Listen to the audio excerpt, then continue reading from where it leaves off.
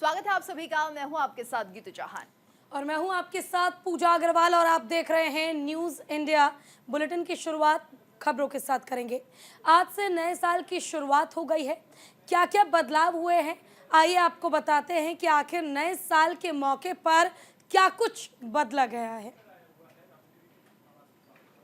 तो 1 जनवरी से कुछ बदलाव हुए हैं। अब सिम कार्ड पर सिर्फ डिजिटल केवाईसी आपको देनी होगी, यानी कि जो पेपर वर्क है वो खत्म कर दिया गया है। 1 जनवरी यानी आज से नए साल से बदलाव हुए हैं। 1 साल से ज्यादा जिस यूपीआई आईडी का इस्तेमाल नहीं हुआ वो बंद कर दी जाएगी। यानी साल भर से अगर आपने कोई यूपीआई आईडी बनाई है और उसका इस्तेमाल नहीं किया तो अब से वो आज से बंद है।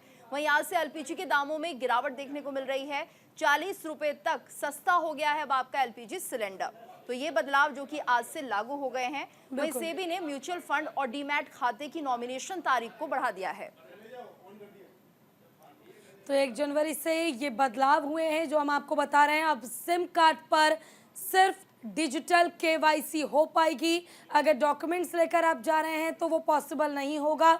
हालांकि 1 साल से ज़्यादा जिस यूपीआई आईडी का इस्तेमाल आपने नहीं किया है, मान लीजिए आप किसी भी यूपीआई ऐप, चाहे फ़ोन पे, पेटीएम, गूगल पे, भीम पे का इस्तेमाल करते हैं, आपने यूपीआई आईडी क्रिएट कर ली है लेकिन अब तक किसी भी तरह का कोई ट्रांजैक्शन नहीं किया है, तो मैं आपको बता दूं कि आपका वो यूपीआई आईडी ब्लॉक कर दिया जाएगा।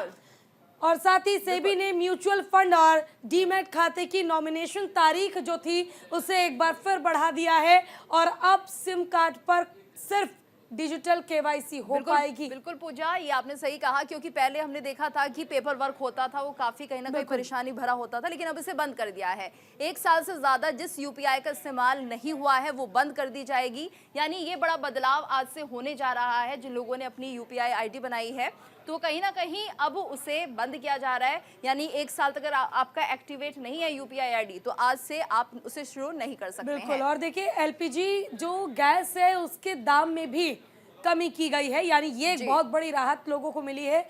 और साथ ही जो हम कह सकते हैं सिम कार्ड आपके पास है उसकी केवाईसी डिजिटल तरीके से यानी ऑनलाइन माध्यम से ही आप कर पाएंगे। अब इसके लिए आपको डॉक्यूमेंट्स की ज़रूरत नहीं पड़ेगी, ना ही कहीं जाने की ज़रूरत पड़ेगी। आप घर बैठे भी अपने सिर्फ एक मोबाइल फ़ोन से डिजिटल केवाईसी कर सकते हैं।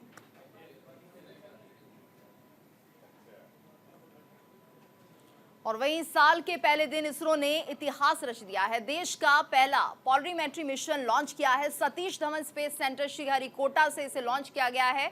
एक्सपो सेट को अंतरिक्ष में भेजा गया। सैटेलाइट ब्लैक होल और न्यूट्रॉन तारों की स्टडी करेगा। और सैटेलाइट के सफल लॉन्चिंग पर इसरो चीफ का बिल्कुल, और जिस तरह से सफल लॉन्चिंग पर इसरो चीफ का बयान भी आ गया है। सफल लॉन्चिंग से खुशी है, एस सोमनाथ ने कहा। तो साल के पहले दिन ही इसरो ने इतिहास रच दिया है। इसरो ने श्रीहरिकोटा के सतीश धवन स्पेस सेंटर से एक्सपो सेट सैटेलाइट को लॉन्च किया। ये देश का पहला पॉलीमेट्री मिशन है जो कि सैटेलाइट ब्लैक होल और न्यूट्रॉन तारों की स्टडी के साथ साथ रेडिएशन की जांच भी करेगा।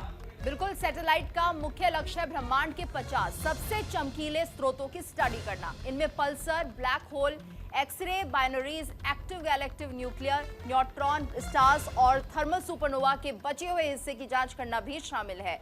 और इस सैटेलाइट को 500 से 700 किलोमीटर की पृथ्वी की निचली कक्षा में स्थापित किया जाएगा, तो जहां रहकर ये 5 साल तक डाटा कलेक्ट करेगा। यानी कि 5 साल तक ये जो सैटेलाइट लॉन्च किया गया है ये वहाँ पर रहेगा, वहाँ का डाटा कलेक्ट करेगा और वो जो डाटा है वो इसरो के पास पहुँचेगा और साथ ही उस पर स्टडी की जाएगी। अगर किसी तरह की कोई परेशानी या समस्या वहाँ नज़र आती है तो उसका समाधान क्या हो सकता है, वो समाधान भी खोजने की कोशिश इसरो द्वारा किया जाएगा।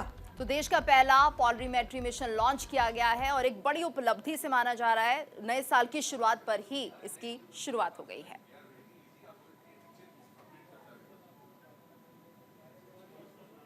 So happy New Year to all of you. So on 1st January 2024, yet another successful mission of PSLV has been accomplished. PSLV C-58 has placed the primary satellite ExpoSat in the desired orbit of 650 kilometer, 6-degree inclination. and we'll be waiting for the exact orbital parameters that will just now come. And we are also waiting for the satellite to have its solar panel deployed. That also will come in a few seconds from now.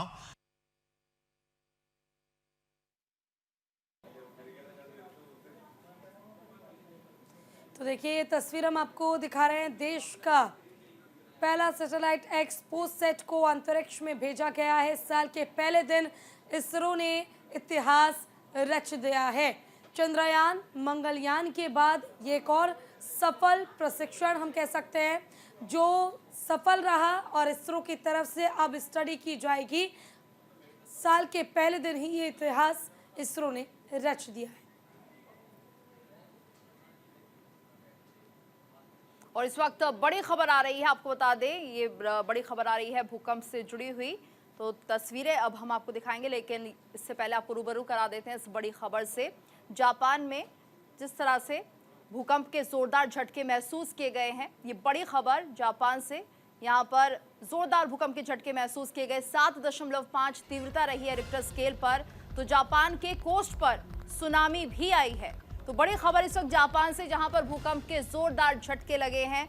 ये बड़ी खबर Japan और देखिए गीतू, आपको याद होगा कि 2024 की शुरुआत से पहले कहा जा रहा था कि जो ये 2024 होगा इसमें बहुत सी मुश्किलें आएंगी, जिसमें से एक मुश्किल का नाम भूकंप भी है। और देखिए आज पहला ही दिन है साल का 1 जनवरी और भूकंप की जो खबरें हैं वो अब सामने भी आने लगी है। बिल्कुल, और जापान के कोस्ट पर ये सुनामी भी आएगी। यानी कुल मिलाकर जिस तरह से भूकंप आया उसका असर देखने को मिला है। 1 मीटर ऊंची सुनामी की लहरें।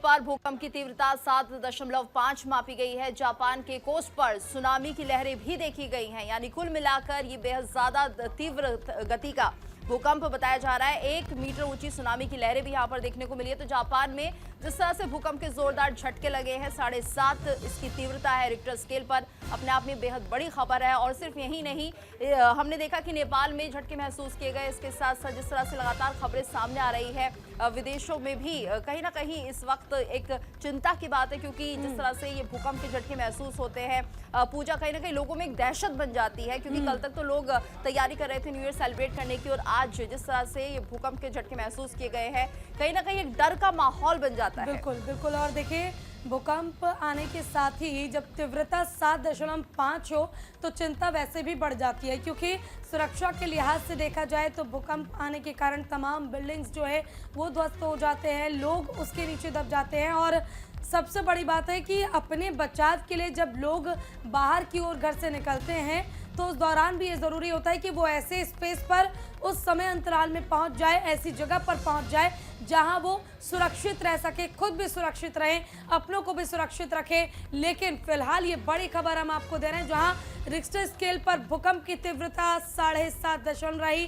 जापान के कोस्ट पर सुनामी का भी खतरा, 1 मीटर ऊंची सुनामी की लहरें उठती नजर आई, जिसके कारण भूकंप और सुनामी का खतरा बढ़ गया है जापान में।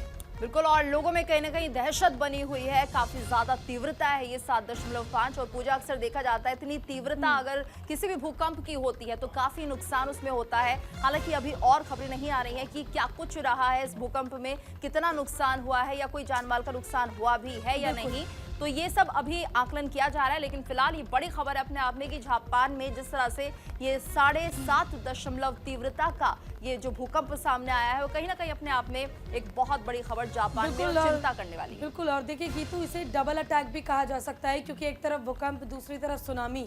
भूकंप में जहां लोग अपने घर से बाहर निकलेंगे डर के मारे खुद को बचाने के लिए, तो वहीं दूसरी तरफ सुनामी भी बाहर उनका इंतजार कर रहा है। और सुनामी आने के साथ ही मुश्किलें बढ़ सकती हैं। लोगों के घरों में जब पानी भर जाएगा, लोग किस तरह से उससे बचेंगे, इसलिए बस उम्मीद अभी फ़िलहाल के लिए, क्योंकि देखिए ज़्यादा अपडेट अभी है नहीं कि क्या नुकसान हुआ है, क्या जान-माल का नुकसान हुआ भी है या नहीं हुआ है, लोग सुरक्षित हैं। लेकिन उससे पहले ये जानकारी देना बहुत ज़्यादा ज़रूरी हो जाता है कि भूकंप और सुनामी के बीच लोग ठीक रहें, स्वस्थ रहें, सुरक्षित रहें, बहुत ज़्यादा ज़रूरी है।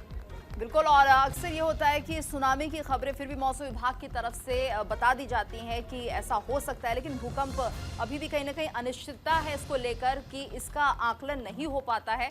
हालांकि भूकंप रोधी जरूर मकानों का निर्माण अब किया जाने लगा है, तो वो देखा जाता है ध्यान में कि अगर किसी एरिया में बहुत ज्यादा भूकंप आ रहा है तो वहां पर भूकंप रोधी मकान बनाए जाते हैं जिससे कि ज्यादा नुकसान ना हो। लेकिन जापान में फिलहाल क्या स्थिति है यह भी कहना थोड़ा मुश्किल है, लेकिन जो भूकंप की तीव्रता है वो 7.5 है और इसी भूकंप की वजह से जापान के कोस्ट में अगर सुनामी आती है तो ये जाहिर सी बात है कि नुकसान जरूर हुआ होगा। ये कुछ तस्वीरें आने लगी हैं, ये देखिए किस तरह से जब जापान में भूकंप के झटके महसूस किए गए तो उस वक्त जो अंदर की तस्वीरें थी, जो घरों की तस्वीरें थी, वो किस तरह से थी। जो लाइट्स हैं जो लगी हुई हैं वो हिलने लगी हैं। साफ इनकी तीव्रता से हम समझ सकते हैं कि कितना ज्यादा तेज ये भूकंप रहा है। पूजा, बिल्कुल। और जब बात प्राकृतिक आपदाओं की हो तो उसकी कल्पना कर पाना बहुत मुश्किल हो जाता है कि अगर कोई आपदा आती है तो वो लोगों के लिए कितनी ज़्यादा खतरनाक है या सिर्फ लोगों को छू कर निकल जाए, इसका आंकलन कर पाना बहुत मुश्किल हो जाता है। लेकिन जिस तरह लगातार गीतू आपको अपडेट भी दे रही हैं और हम आपको बता भी रहे हैं कि भूकंप और सुनामी के कारण लोगों की मुश्किलें बढ़ सकती हैं, लेकिन मुश्किलें बढ़ने के साथ ये तस्वीरें हम आपको उस समय की दिखा रहे हैं जब 7.5 रिक्टर स्केल पर भूकंप की तीव्रता रही। आप देखेंगे चाहे वो बल्ब हो, चाहे वो फैन हो, चाहे पंखा हो घर का, बेड हो घर का, सब कुछ हिलता आपको नजर आ रहा होगा। और जिस गति से ये हिल रहा है इससे आप ये समझ सकते हैं कि भूकंप की जो तीव्रता है वो काफ़ी ज़्यादा थी, काफ़ी तेज़ भूकंप आया होगा। लोग डरे सहमे ज़रूर होंगे, लेकिन इसका प्रभाव लोगों पर कितना पड़ा है, इसका प्रभाव आम चीज़ों पर कितना पड़ा है, वो बाद में पता चल पाएगा। बिल्कुल। और ये तस्वीरें सामने आ रही है किस तरह से यहाँ पर लाइट्स हिलने लगी और काफी तेज गति हम देख पा रहे हैं लाइट्स के हिलने की। इससे साफ समझा जा सकता है कि ये 7.5 जो तीव्रता है रिक्टर स्केल पर वो मापी गई है इस भूकंप की। लेकिन ऐसे में कहा जाता है कि अगर आपको थोड़ा भी आभास होता है कि भूकंप के झटके लग रहे हैं तो आप तुरंत सुरक्षित जगहों पर चले जाएं, क्योंकि अगर आप ऐसा करते हैं तो कहीं ना कहीं आप अपनी खुद की जो जानमाल है वो बचाने की पूरी कोशिश करते हैं। तो ये साफ तौर पर कहा जाता है कि इसका इंतजार करना चाहिए, क्योंकि अगर भूकंप के झटके लगे हैं तो कुछ देर के बाद वो झटके फिर से लग सकते हैं। इसलिए कुछ दूरी के लिए, कुछ देर के लिए, कुछ समय के लिए आपको उस जगह से बाहर निकाल जाना चाहिए जो कि क्लोज्ड है। यानी कि अगर आप अपने घर में हैं, ऑफिस में हैं तो आप बाहर निकले, और अगर आप हाई राइज बिल्डिंग में हैं तो बहुत ज़रूरी है कि आप वहाँ पर जो लिफ्ट्स होती हैं उनका इस्तेमाल बिल्कुल ना करें। सीढ़ियों के रास्ते से नीचे जाने की कोशिश करें और ये इंतज़ार करें कि कम से कम दूसरा झटका ना लगे, क्योंकि अक्सर ये देखा जाता है अगर एक भूकंप का झटका लगता है तो उसके तुरंत या कुछ देर के बाद दूसरा भूकंप का झटका लगना कई बार बेहद लाजमी सा हो जाता है, और ऐसे इंसिडेंट हमने कई बार देखे भी हैं। तो जापान के कोस्ट पर सुनामी आई है इस भूकंप के चलते। तो 1 मीटर ऊंची सुनामी की लहरें, ये कुछ और तस्वीरें सामने आ रही हैं। ये कोस्ट की तस्वीरें हैं जापान के पूजा, और हम देख सकते हैं कितनी तेज गति से यहाँ पर जो लहरें हैं वो दिख रही हैं।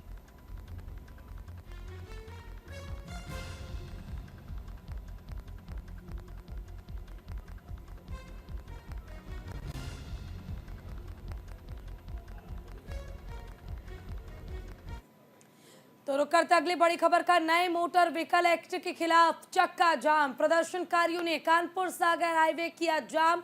नए मोटर व्हीकल एक्ट के खिलाफ चक्का जाम किया गया है। हिट एंड रन मामले में बढ़ाई गई सजा का विरोध, 7 साल कैद, 10 लाख रुपए जुर्माना लगाने का विरोध किया जा रहा है।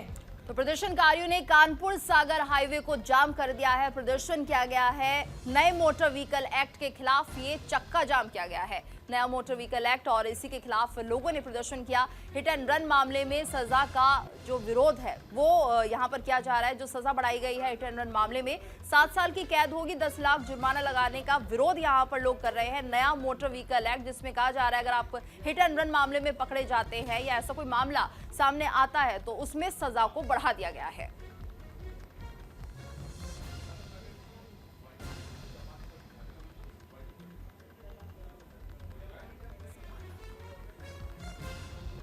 और हमारे साथ संवाददाता राहुल विधोरिया जुड़ गए हैं। राहुल, तो जिस तरह से हम देख रहे हैं नया व्हीकल एक्ट और इसको लेकर विरोध प्रदर्शन किया जा रहा है, आखिर क्या कुछ प्रावधान है इस नए व्हीकल एक्ट में, पहले तो हमारे दर्शकों को ये बताएं।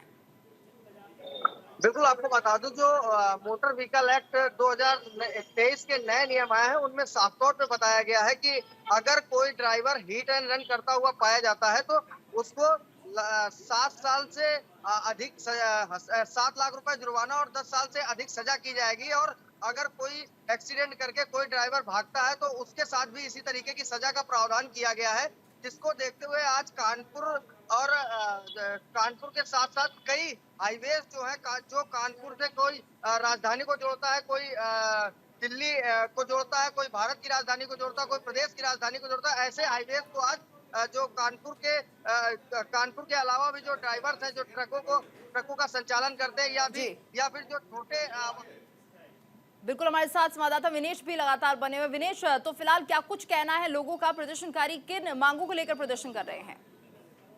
देखिए, मध्य प्रदेश में ये जो हड़ताल है जिस तरीके से आज से शुरू हो गई है और जिस तरीके से मध्य प्रदेश के अंदर जो ट्रक हैं वो अब जहां थे वहीं उनके पहिए जो हैं वो जाम हो चुके हैं। मैं बता दूं कि ये जो हड़ताल है पूर्णतः ड्राइवर एसोसिएशन के द्वारा की जा रही है और अभी इस ड्राइवर एसोसिएशन के साथ बस जो ड्राइवर्स हैं वो भी शामिल हो चुके हैं, लेकिन वहीं जो चार्टेड बसें हैं वो अभी इस हड़ताल में शामिल नहीं हुई है। और आप जानते हैं कि मध्य प्रदेश या भारत की जो लाइफलाइन है वो ट्रक ड्राइवर्स कहलाते हैं। जितना भी सामान इधर से उधर जाना है वो ठीक है, इधर का भी रुख कर लेते हैं। इधर आपसे जानना चाहूंगी, देखिए जिस तरह से प्रदर्शनकारी लगातार विरोध कर रहे हैं, तमाम मांगे हैं, क्या प्रशासन अब तक सुध लेने पहुंचा है वहां पर?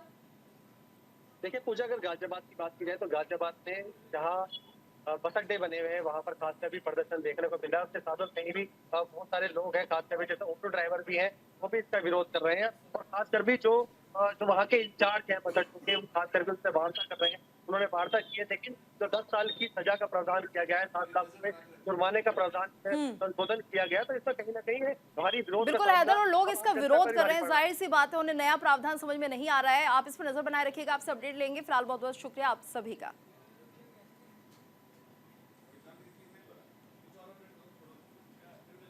चलिए रुक करते अगली खबर का। जापान में भूकंप के जोरदार झटके महसूस किए गए। रिक्टर स्केल पर भूकंप की तीव्रता 7.5 दशमलव रही। जापान के कोस्ट पर सुनामी, 1 मीटर ऊंची सुनामी की लहरें देखने को मिली। बिल्कुल, एक बार फिर से आपको इस खबर के बारे में बता देते हैं। जापान में जिस तरह से भूकंप के झटके महसूस किए गए हैं, 7.5 इसकी तीव्रता बताई जा रही है रिक्टर स्केल पर। 1 मीटर ऊंची सुनामी की लहरें उठी हैं इसके बाद, तो यानी कुल मिलाकर एक बड़ा नुकसान यहां पर होने की आशंका लगाई जा रही है। लेकिन अभी कुछ अपडेट फिलहाल नहीं मिल रहा है। लेकिन जो तस्वीरें सामने आ रही हैं वो हम आपको दिखा रहे हैं। ये तस्वीरें हैं उस दौरान की जब ये भूकंप आया था जापान में, और ये देखिए किस तरह से जो लाइट्स लगी हुई थी वो काफी तेजी के साथ हिल रही है। अंदाजा आप लगा सकते हैं क्योंकि तीव्रता भी बहुत ज्यादा है। 7.5 इसकी तीव्रता है रिक्टर स्केल पर। तो जापान में ये बड़े जोरदार भूकंप के झटके फिलहाल माने जा रहे हैं। लेकिन क्योंकि इस तरह की जो हाईटेक जो हाई राइज बिल्डिंग्स बनाई जाती है उनमें भूकंप रोधी जो होता है उसका इस्तेमाल किया जाता है सामान, तो ऐसे में कहीं ना कहीं ज्यादा नुकसान नहीं होगा, ये भी हम आकलन कर सकते हैं। चलो इसी के साथ फिलहाल के लिए खबरों में बस इतना ही, लेकिन आगे भी ये सिलसिला जारी रहेगा। आप कहीं मत जाइए और देखते रहिए न्यूज़ इंडिया। नमस्कार। तो रुकेंगे एक ब्रेक के लिए, ब्रेक के बाद खबरें जारी हैं।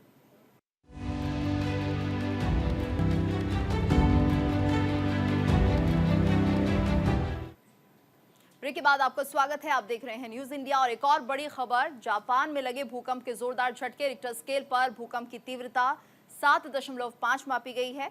जापान के कोस्ट पर सुनामी आने की चेतावनी जारी की गई है। 1 मीटर तक सुनामी की लहरें ऊंची उठ रही हैं। जापान में एक बार फिर से भूकंप आया है। जापान मौसम विज्ञान एजेंसी के मुताबिक पश्चिम जापान में 7.5 तीव्रता का शक्तिशाली भूकंप आया है। और भूकंप के कारण इशिकावा में सुनामी की लहरें भी देखने को मिली, जिसको लेकर सुनामी को लेकर लोगों को अलर्ट किया गया है, चेतावनी दे दी गई है। तो देखिए, एक तरफ भूकंप, दूसरी तरफ सुनामी को लेकर भी लोगों को अलर्ट किया गया और साथ ही भूकंप को लेकर भी अलर्ट किया गया है, क्योंकि एक बार जब भूकंप के झटके महसूस किए गए तो ऐसे में अनुमान है कि दोबारा भूकंप का खतरा जो है वो बना हुआ है। रिक्टर स्केल पर अगर हम बात करें तो भूकंप की तीव्रता 7.5 रही।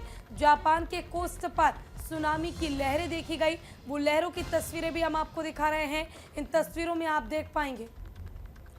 बिल्कुल। और पूजा, जिस तरह से जापान में भूकंप के झटके महसूस किए गए हैं, मौसम विभाग की तरफ से ये चेतावनियां भी फिलहाल जारी की जा रही है कि सुनामी आ सकती है। हालांकि लहरें अभी हम देख सकते हैं किस तरह से समुद्र में ऊंची लहरें उठ रही हैं, यानी संकेत पूरा दिया हुआ है। तो एक बड़ी चेतावनी सुनामी को लेकर दी जा रही है। ये तस्वीरें देख सकते हैं, ये देखिए किस तरह से ऊंची लहरें उठ रही हैं। जाहिर सी बात है, इतनी तीव्रता का अगर भूकंप है तो उसके कुछ ना कुछ परिणाम होंगे। और खासतौर से यहाँ पर जो बताया जा रहा है वो है, क्योंकि तटीय इलाका है, तो बताया जा रहा है कि सुनामी आ सकती है। ऐसी चेतावनी जापान के मौसम विभाग ने जारी की है।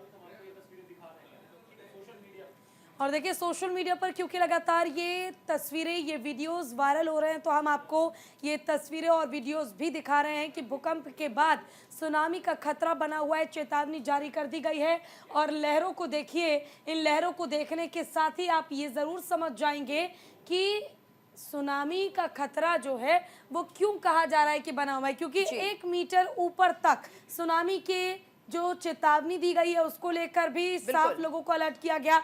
और 1 मीटर ऊंची लहरें भी उठती नजर आ रही है इन तस्वीरों में। बिल्कुल, यानी जो पानी है वहां हलचल देखी जा रही है, लहरें उठ रही है। और ये देखिए तस्वीरें आ रही हैं किस तरह से जब यहाँ पर भूकंप के झटके महसूस किए गए। तो ये ऑफिस की तस्वीरें हैं, ये हमें सोशल मीडिया से मिल रही हैं। ये तस्वीर हम आपको दिखा रहे हैं किस तरह से अपने आपको सुरक्षित करने के लिए ये जो व्यक्ति है टेबल के नीचे छिप जाता है, तो कितनी तेज ये भूकंप के झटके लगे होंगे आप समझ सकते हैं, क्योंकि 7.5 इसकी तीव्रता रही है। ये देखिए ये तस्वीरें सामने आ रही है किस तरह से पूरा ऑफिस हिल रहा है यहाँ पर। तो बिल्कुल। और देखिए गीतू, कहा जाता है कि अगर भूकंप आ जाए और आपके पास इतना समय नहीं है कि आप कहीं खुले मैदान में या किसी खुले एरिया में जा पाए, तो ये बहुत ज़रूरी है कि आपके घर में ही अगर कोई ऐसी चीज़ आपके पास उपलब्ध है, चाहे वो टेबल हो, चाहे कोई ऐसी जगह जहां आप अपने सर को कवर कर सके और खुद को छुपा सके, ताकि गंभीर चोटें आपको ना आए, तो आप ऐसा ज़रूर करें। अगर आपके पास समय कम है और मौका आपके पास नहीं है कि आप घर से बाहर निकल सके। लहरें की तस्वीर हम आपको दिखा रहे हैं किस तरह से ऊंची ऊंची लहरें उठ रही है, जिससे सुनामी का खतरा बना हुआ है। साथ ही गीतू ने आपको बताया कि भूकंप के झटके महसूस किए गए, वो तस्वीर हमने आपको दिखाई। ऑफिस हो, घर हो, हर एक बिल्डिंग हिलता नजर आया। भूकंप की जो तीव्रता है वो रिश्टर स्केल पर 7.5 मापी गई है। बिल्कुल पूजा, और ये तीव्रता बेहद ज्यादा होती है। जिस तरह से हम ये तस्वीर अपने दर्शकों को दिखा रहे हैं, और ये देखिए पानी में किस तरह से ऊंची लहरें उठ रही हैं। तो मौसम विभाग की तरफ से जो बात कही जा रही है कि सुनामी आ सकती है, जिसको लेकर अब चेतावनी जारी कर दी गई है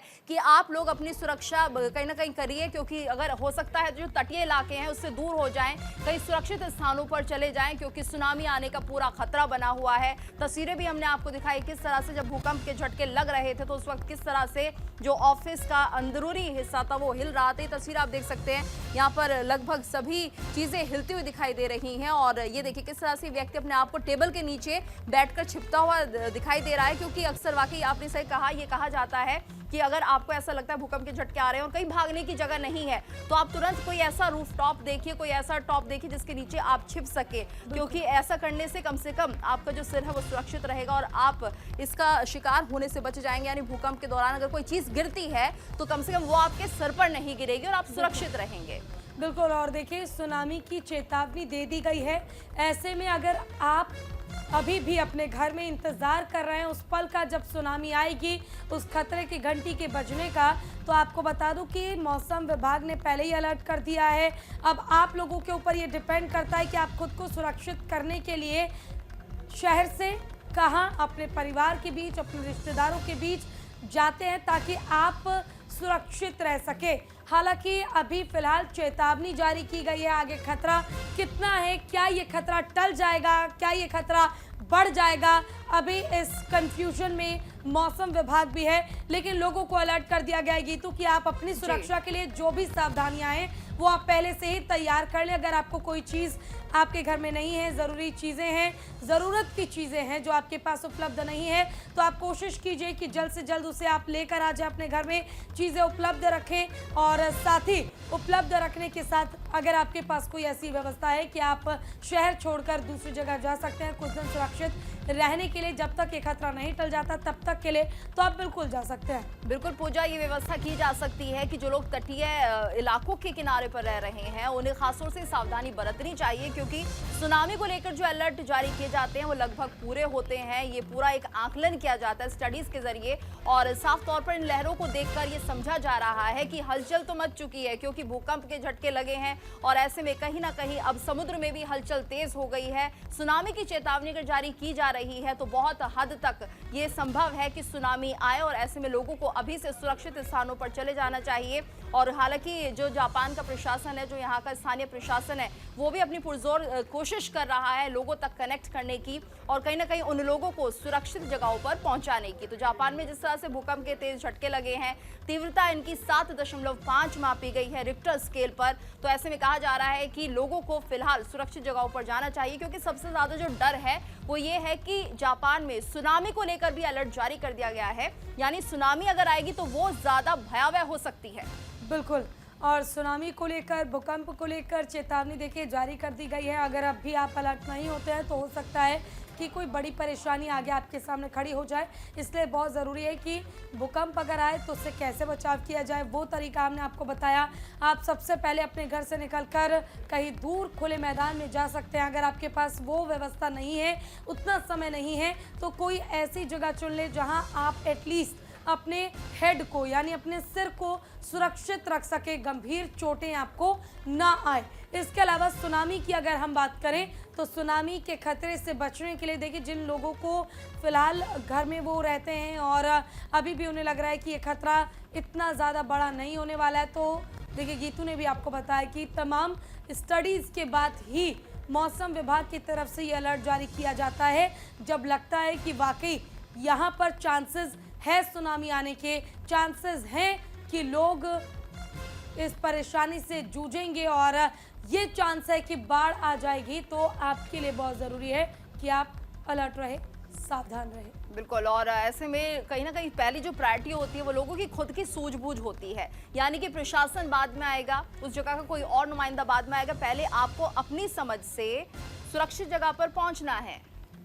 बिल्कुल, हमारे साथ ज़्यादा जानकारी के लिए हमारे सहयोगी आदित्य जुड़ गए हैं। आदित्य, जापान में एक तरफ भूकंप के झटके महसूस किए जा रहे हैं, दूसरी तरफ सुनामी को लेकर भी चेतावनी दे दी गई है, यानी कि डबल अटैक लोगों को झेलना पड़ेगा यहाँ पर। जी पूजा, मैं आपको बता दूं कि नए साल पे जापान के लिए बहुत अच्छी खबर नहीं आई है। एक तरफ तो जहां भूकंप के तेज झटके लग रहे हैं तो सुनामी की भी चेतावनी जारी कर दी गई है। मैं आपको बता दूं कि जापान का कोस्टल एरिया है, वहाँ पे निगामा और टोयोटा, जहाँ पे तेज भूकंप के झटके महसूस किए गए हैं और लगातार वहाँ का मौसम विभाग लोगों को सुनामी की भी चेतावनी दे रहा है और लोग बड़े स्तर पर तट से ऊपर की ओर जा रहे हैं। बिल्कुल आदित्य, तो लोग कहीं ना कहीं सुरक्षित स्थानों पर पहुंच रहे हैं, लेकिन जिस तरह से हम बात कर रहे थे, अगर इस तरह से भूकंप के झटके कभी भी आते हैं तो किस तरह की सावधानियां इन लोगों को बरतनी चाहिए जिससे कि ज्यादा नुकसान ना हो? जी, मैं आपको बता दूं कि जापान इस मामले में बहुत आगे है, उनकी टेक्नोलॉजी बहुत आगे है बाकी की दुनिया की तुलना में, अगर मैं आपको बता दूं, और पहले भी लोगों को इस तरीके की जानकारी दी गई थी। और मैं आपको बता दूं कि 2 दिन पहले से ही वहाँ पे लोग स्थानांतरण कर रहे थे और इस तरीके का भूकंप आना, वहाँ पे अभी तक कोई बड़ा जान माल का खतरा नहीं बताया जा रहा। तो इससे ये पता चलता है कि जापान के लोगों में इस तरह की अवेयरनेस है और लोग लगातार स्थानांतरण कर रहे हैं। बिल्कुल, और देखिए जब हम बात करते हैं भूकंप की तो रिक्टर स्केल पर जो तीव्रता है वो 7.5 रही और 7.5 जो प्रतिशत यहाँ पर भूकंप के झटके महसूस किए गए। ऐसे में मैं आपसे जानना चाहूँगी कि सुनामी को लेकर भी अलर्ट जारी किया गया है, कैसे अगर सुनामी की स्थिति बनती है तो लोग सुरक्षित रह सकते हैं, क्योंकि आप जिक्र भी कर रहे हैं कि जापान काफ़ी हाईटेक है, तमाम ऐसी व्यवस्थाएं उनके पास है और जापान के लोगों के बीच इतनी सूझबूझ है कि वो अपनी रक्षा कर सकते हैं। जी, मैं आपको बता दूं, जापान के खासकर कोस्टल एरियाज में जो कंस्ट्रक्शन होते हैं वो इसी तरीके से बनाए जाते हैं ताकि इन तरीकों की चुनौतियों के लिए वो तैयार रहें। नुगामा और सोयाटा जो उनके रीजन है, वहाँ पे इसी तरीके के कंस्ट्रक्शन होता है कि अगर सुनामी आती भी है और अगर मास डिस्ट्रक्शन होता है तो फिर से उनको लगातार अच्छे से कंस्ट्रक्ट किया जा सके। तो इस तरीके की जापान इन चुनौतियों के लिए हमेशा तैयार रहता है। भूकंप काफ़ी बड़ा है और इसके लिए जापान लोगों को लगातार चेतावनी दे रहा है। सुनामी आती है तो ये एक बड़ा खतरा होगा, लेकिन सही समय पे इसको डिटेक्ट कर लिया गया है और इससे उम्मीद है कि मास डिस्ट्रक्शन कम होगा।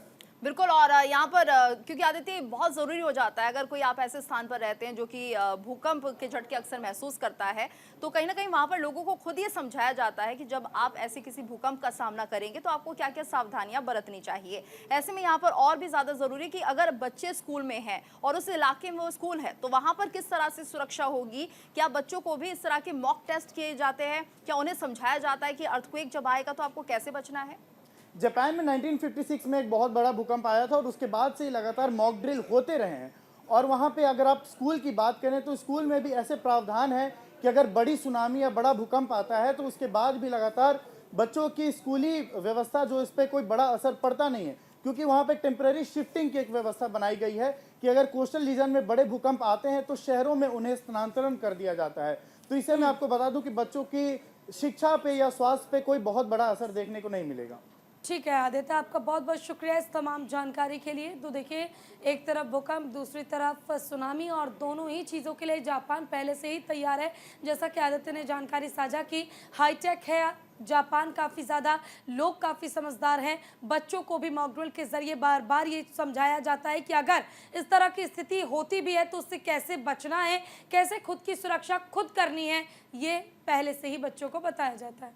बिल्कुल। और क्योंकि जिस तरह से जापान में अक्सर ही कहा जाता है ये ऐसा इलाका है जहां पर अक्सर भूकंप के झटके महसूस किए जाते हैं, तो जापान में भी आज 7.5 की तीव्रता के भूकंप के झटके महसूस किए गए। और तस्वीरों के जरिए हम आपको बताते हैं कि जापान कोस्ट में सुनामी की लहरें उठ सकती है। यही वो इलाका है, आप देख सकते हैं जहां से ये लाल रंग का सिग्नल, आप देखिए किस तरह से यहाँ पर भूकंप के जो झटके लगे हैं उसके बाद सुनामी की चेतावनी जारी की गई है। यही वो इलाका है, आप देख सकते हैं कोबे, ओसाका, नारा के बीच में ये इलाका है। और ऐसे में कहा जा रहा है कि आपको सुरक्षित स्थानों पर जाना चाहिए क्योंकि यहाँ पर सुनामी आ सकती है। बिल्कुल। और देखिए, सुनामी का खतरा इसलिए भी बना हुआ है क्योंकि आप इस बीप के बीच में देखेंगे तो पानी भी काफी ज्यादा है। इसका मतलब यहाँ पर पानी की मात्रा काफी ज्यादा है। जो यहाँ पर तमाम तटीय इलाके तैयार किए गए हैं वो हाईटेक सुविधा से तैयार किए गए हैं, लेकिन बावजूद इसके सुनामी का खतरा जो है वो बना हुआ है। इसके अलावा जापान कोस्ट में सुनामी का खतरा है, भूकंप के झटके महसूस किए गए हैं। जापान में 7.5 की तीव्रता से भूकंप के झटके महसूस किए गए। ये देखिए 4 तस्वीरें आप देख रहे हैं अपने स्क्रीन पर, और इन चारों तस्वीरों को आप जरा गौर से देखिए। पहली तस्वीर में आप देख पा रहे हैं भूकंप के झटके महसूस किए गए, जो लाइट से वो हिलती नजर आ रही है। दूसरी तस्वीर में आप देख रहे हैं किस तरह से जो सुनामी है उसको लेकर लहरें पानी की ऊंची उठ रही है। बिल्कुल। और ये तीसरी तस्वीर में आप देख सकते हैं, ये शायद मेट्रो की तस्वीरें हैं, वहां पर भी किस तरह से यहाँ पर हिलते हुए हम मेट्रो को देख रहे हैं। यानी आप अंदाजा लगा सकते हैं जिस तरह से इस तीव्रता के भूकंप में जो होना चाहिए वही हो रहा है। काफी तेज तीव्रता का ये भूकंप अक्सर माना जाता है। और चौथी तस्वीर में आप देख सकते हैं कि वो व्यक्ति कैसे अपने आप को सुरक्षित रख रहा है। तो कुल मिलाकर ये सारी तस्वीर हम आपको दिखा रहे हैं 4 कैमरास के माध्यम से। अंदाजा लगा सकते हैं कि 7.5 तीव्रता का ये भूकंप है और ये बेहद तेज भूकंप की श्रेणी में आता है। ऐसे भूकंप अगर किसी और शहर या देश में अगर महसूस किए जाते हैं तो अगर वहां पर हाई टेक्नोलॉजी नहीं है तो उससे बहुत ज्यादा नुकसान होता है। बिल्कुल। और गीतू देखिए, जब हम बात जापान की करते हैं तो टेक्नोलॉजी अपने आप माइंड में आता है, क्योंकि टेक्नोलॉजी के मामले में जापान काफी हाईटेक है। और ऐसे में क्योंकि तस्वीरें लगातार हम आपको दिखा रहे हैं, चाहे भूकंप हो चाहे सुनामी हो, दोनों ही स्थिति में निपटने के लिए जापान तैयार है। इसका मतलब साफ तौर पर कह सकते हैं कि जापान में न केवल कोई सीनियर बल्कि बच्चा भी अपनी सुरक्षा करना जानता है।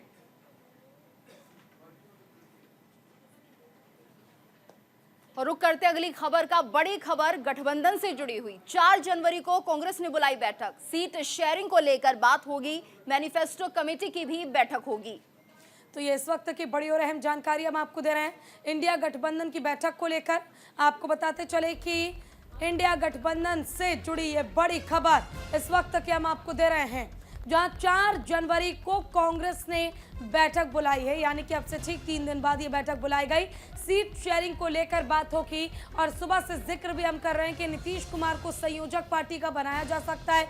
सूत्रों के हवाले से ये भी खबर है। और ठीक 3 दिन बाद यानी 4 जनवरी को जब INDIA इंडिया अलायंस की बैठक होगी, कांग्रेस भी इस दौरान वहां पर मौजूद होगी। तो क्या जो अलायंस को लेकर संयोजक तैयार किया जाएगा उनके नाम का ऐलान हो सकता है और सीट शेयरिंग पर क्या फॉर्मूला तय हो पाएगा। बिल्कुल, मैनिफेस्टो कमेटी की ये बैठक है और ऐसे में बेहद खास भी है क्योंकि अब सीट शेयरिंग को लेकर चर्चा की जाएगी। INDIA गठबंधन को लेकर जिस तरह से सीट शेयरिंग पर पेच फंसा हुआ है, कहीं ना कहीं उसे रिजॉल्व करने की कोशिश की जाएगी, रणनीति होगी, आखिर किस तरह से सीटों का बंटवारा होगा। तो कांग्रेस की बड़ी बैठक मानी जा रही है, मैनिफेस्टो कमेटी की भी यहाँ पर बैठक होगी। तो गठबंधन से जुड़ी ये बड़ी खबर है। इस वक्त 4 जनवरी को कांग्रेस ने ये बैठक बुलाई है, सीट शेयरिंग को लेकर यहां पर बातचीत होगी, मैनिफेस्टो कमेटी की बैठक भी होनी है। तो क्या कुछ सीट शेयरिंग का फॉर्मूला रहेगा, इसको लेकर यहां पर एक मंथन होगा, देखना होगा कि क्या INDIA गठबंधन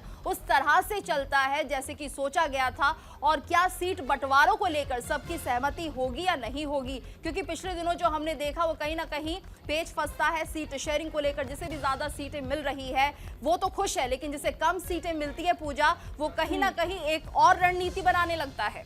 बिल्कुल, और देखिए गीतू, अभी हाल ही में आपको याद होगा JDU में जो तस्वीर हमें देखने को मिली, लल्लन सिंह जो लगातार नीतीश कुमार के पक्ष में बयान दिया करते थे, उन्होंने अपना इस्तीफा सौंप दिया। फिर JDU की कमान संभाली नीतीश कुमार ने।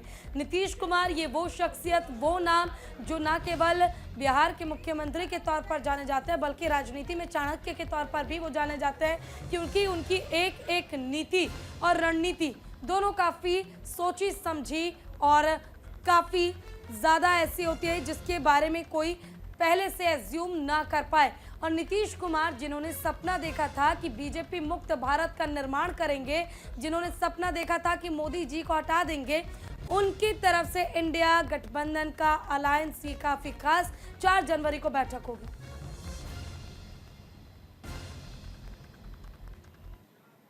और सूत्रों के हवाले से इस वक्त ये बड़ी खबर आ रही है, नीतीश कुमार बन सकते हैं INDIA के संयोजक बनाने पर जल्द विचार कर सकती है कांग्रेस। नीतीश कुमार को मनाने की कवायद भी तेज होती हुई दिख रही है। तो सूत्रों के हवाले से बड़ी खबर। बिल्कुल, इससे पहले हम यही जिक्र कर रहे थे गीतू कि इंडिया अलायंस जो है नीतीश कुमार को मनाने के लिए और उनको मनाने के लिए संयोजक INDIA अलायंस का बना सकते हैं। लेकिन अब देखिए, बड़ा सवाल ये कि नीतीश कुमार ने तो कुछ कहा नहीं, लेकिन आखिर नीतीश कुमार नाराज हैं और अब उन्हें मनाने का समय आ गया है। ये तमाम विपक्षी पार्टियां समझ चुकी हैं। उन्हें मालूम है कि नीतीश कुमार ने अगर चुप्पी साध ली है तो इसका मतलब आने वाले समय में कोई ऐसा फैसला नीतीश कुमार ले सकते हैं जो या तो उनके लिए फायदेमंद साबित होगी या नुकसानदायी साबित होगी। लेकिन जिस तरह से नीतीश कुमार की नाराजगी की बात सामने आ रही है, ऐसे में अनुमान यही है कि इंडिया अलायंस को भी डर है कि कहीं नीतीश कुमार कोई बहुत बड़ा फैसला न ले जिससे 2024। इस वक्त हमारे साथ बातचीत करने के लिए मौजूद हैं JDU के वरिष्ठ नेता KC त्यागी जी। सर, इस तरीके की चर्चाएं हैं कि RJD और JDU में सब कुछ ठीक नहीं है और तेजस्वी यादव बिहार के मुख्यमंत्री का चेहरा हो सकते हैं, इस पर आपका क्या कहना है? ये सब भ्रामक खबरें हैं। ये हमारे मतदाताओं को और कार्यकर्ताओं को भ्रमित करने के लिए है। जनता दल U और RJD में सब कुछ ठीक है और उन लोगों को बहुत निराशा होगी जो इस तरह के प्रचार और प्रसार में जुटे हुए हैं। JDU इंडिया गठबंधन का सबसे मजबूत घटक है और 2024 का चुनाव भी हम इसी गठबंधन में लड़ेंगे और नीतीश कुमार जी के जो प्रयास हैं विपक्षी एकता के, इंडिया गठबंधन को मजबूत करने के, और नए साल में और तेज होंगे। सर, इस प्रकार की खबरें निकल कर आ रही हैं कि नीतीश कुमार नाराज थे कन्वीनर ना बनाए जाने को लेकर, लेकिन अब कांग्रेस उन्हें मनाने में लगी है, तो इस पर आपका क्या कहना है? नीतीश कुमार जी इसके नैसर्गिक कन्वीनर हैं। उन्हीं के प्रयासों से ये इंडिया गठबंधन बना है। उन्हीं के प्रयासों से कांग्रेस पार्टी का जो अकेलापन था वो समाप्त हुआ है। उनका मानना था कि बगैर कांग्रेस पार्टी के कोई एकता नहीं हो सकती। हमें प्रसन्नता है कि सब मिलकर के एक साथ काम करें।